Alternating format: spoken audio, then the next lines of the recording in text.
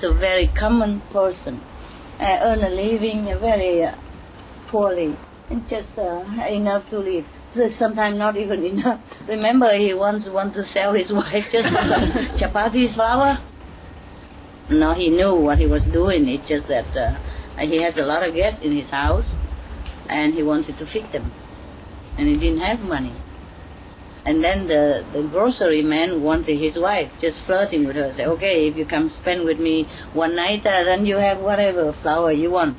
So she was very angry. She came home and told her husband. Her husband said, never mind, come with me. And then he carried her, and then here, my wife, give me the flour. So Kabir was very poor. So the Pandit means learned scholar. Normally they call this kind of like professor nowadays. He thought Kabir is nothing anyway, it's just a fake, maybe just talk, and people become deluded and believing in him and revered him for nothing. He, the scholar, full of books, must be a better person. How come people don't come and revere him as such and just all come to Kabir?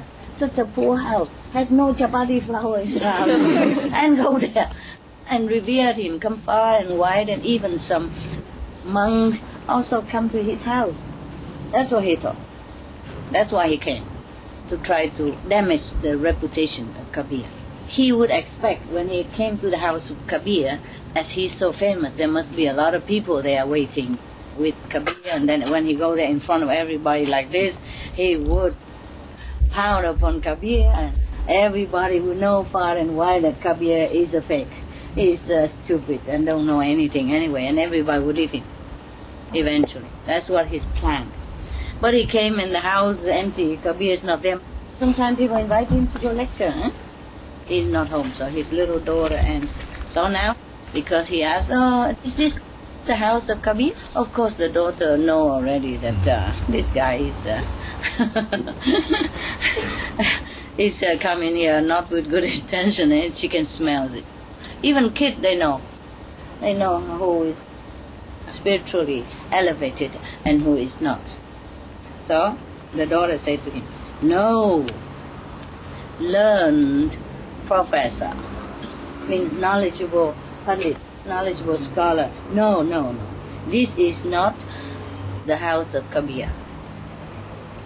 For his house is not known even by the gods, Brahma, Vishnu or Shiva. You regard Kabir as being his body.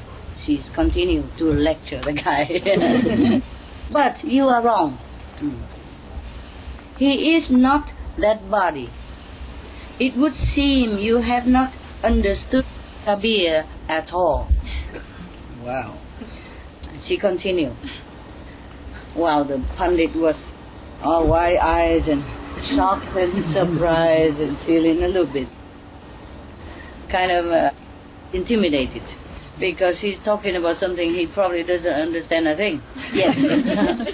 So she continued, patient, she said, the real form of the saints is not the body they inhabit in this world, but in the name or essence of the beloved God, from which they emanate.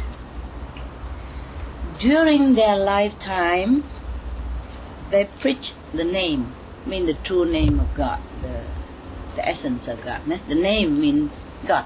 It don't mean just a name. And ultimately go back and merge into that very power. Wow, daughter. Neither is this body theirs, nor is this world their real home. So she means the saints is not their body. They just inhabit it, just like I'm staying in this little hut there. This is not me.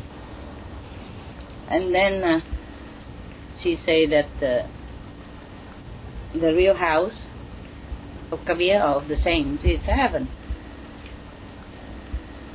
They just inhabit in the body so that they can preach and spread the power of the name of God for everyone. And then they will go back to their real home. This world is not their home. The body is not their body. Yes, that's what she said.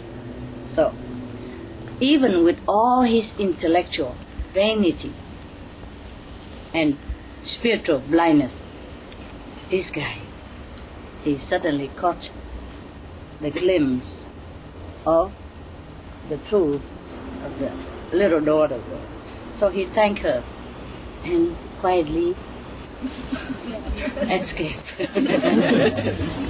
taking with him the bullock cart full of books.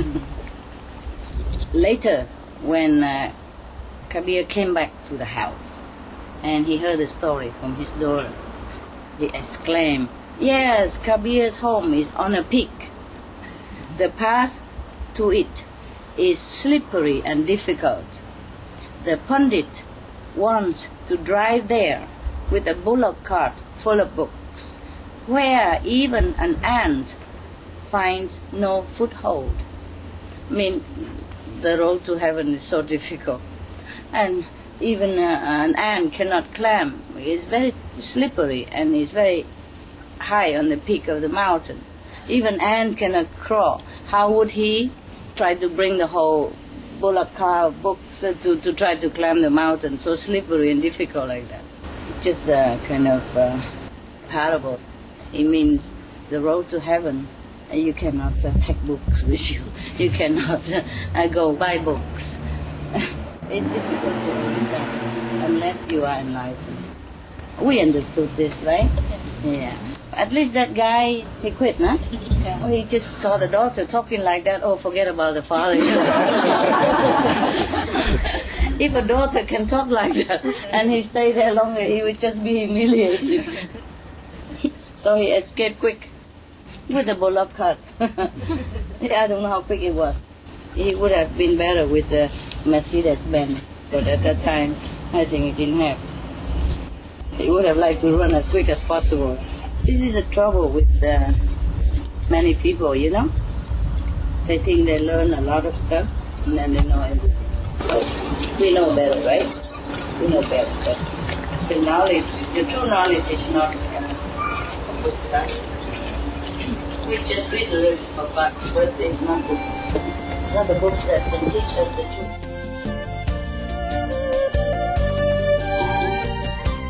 We thank you for joining us for today's Between Master and Disciples. Please stay tuned for Animal World, Our Co-Inhabitants, up next, right after Noteworthy News, here on Supreme Master Television. May Heaven's grace shower you with love, peace, and blessings.